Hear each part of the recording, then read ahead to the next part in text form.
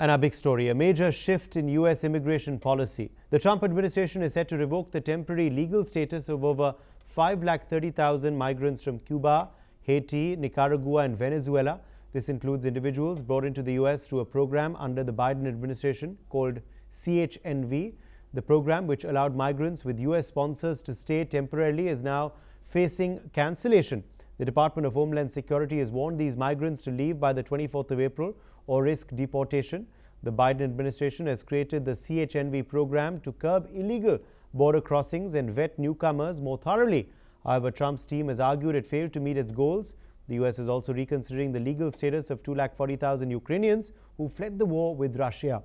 Well, adding to the changes, the U.S. will soon end temporary protected status for over 500,000 Haitians and Venezuelans. These moves are facing legal challenges, though.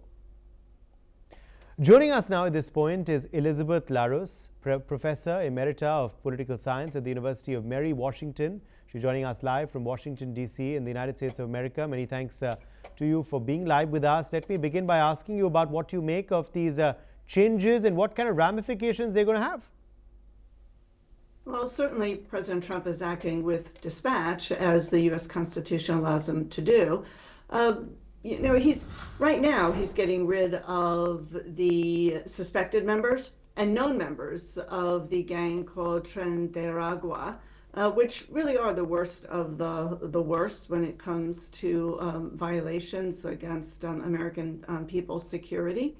On the one hand, though, the controversy, of course, on the one hand is over, rule of law in the United States. One is innocent until proven guilty. Now, entering illegally means that they are guilty. Are they guilty of belonging to Nicaragua based on their, tattoos? That's a question. Have they committed crimes against American people? That's a question.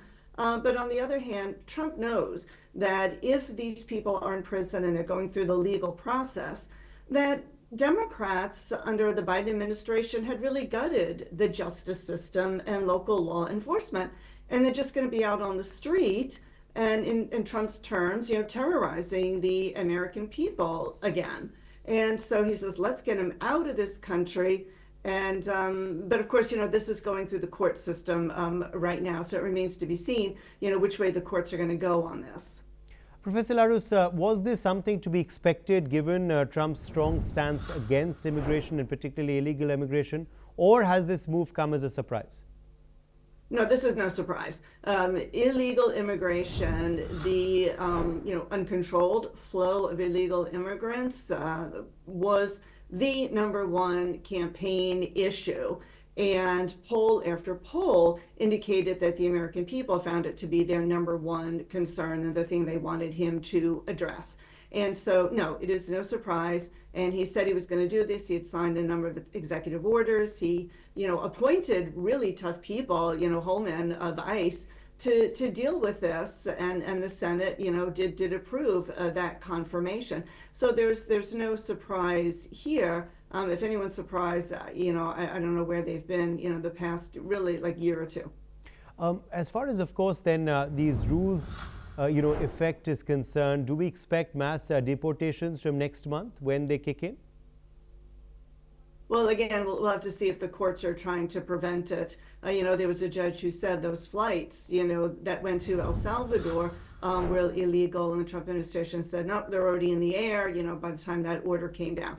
So listen, I would anticipate that President Trump will continue to push for as more as he can do.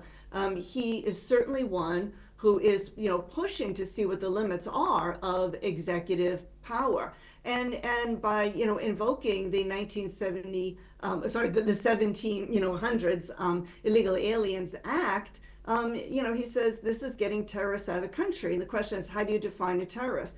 A terrorist is one whose agenda, whose action is to target innocent people to change the political, economic, or social order of a country. And so does Nicaragua, meet that definition? According to Trump, it does. If it does, then he is within the parameters of that law to remove people. So I would expect more removals. Okay, as you said, this is something that could invite legal scrutiny, so we will wait and watch that space. But as far as, of course, this demographic is concerned, do we expect protests from them? I think it would be, yes, certainly some people are going to protest, but this puts who's going to protest. So it's going to be some advocates for immigrants in the United States and perhaps some Democrats. But look, the Democratic Party got a real beating in the November 2024 election. So midterm elections are coming up in 2026 for every member of Congress and some senators.